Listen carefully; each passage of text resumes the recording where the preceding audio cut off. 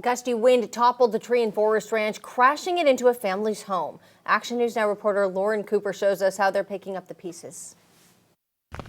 One family came close to tragedy last night when a tree fell on their house while they were sleeping. The homeowner, Steve Mayo, has lived in the Forest Ranch home for 26 years. He told me he and his wife went to bed Wednesday night at around 11:30 p.m. like any other night. Shortly after, a tree that he says was marked for removal came crashing through their roof. Just finally got to sleep, and all of a sudden we heard this big crash.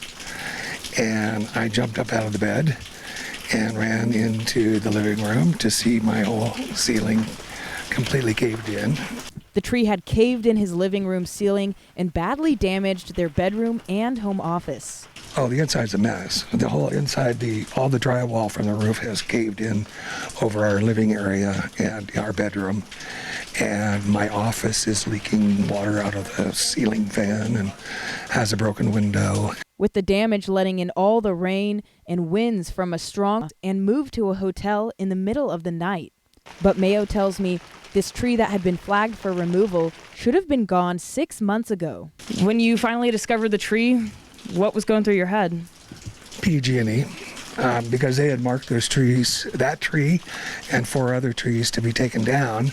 And because they didn't, the base of the tree rotted. And when we had this windstorm last night, it took that tree down. I have 2 other ones that I'm scared to death that are right here that are also tagged and can come down any minute with the next wind. He says before PG&E tagged the trees, he got an estimate for $6,000 from a private contractor to get them removed himself.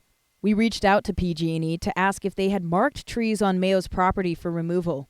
And they told us they had done inspections on Forest Ranch properties, but they need to further investigate this particular incident.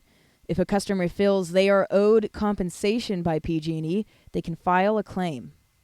For now, Mayo told me he's just glad everyone is okay and no one was injured during the incident.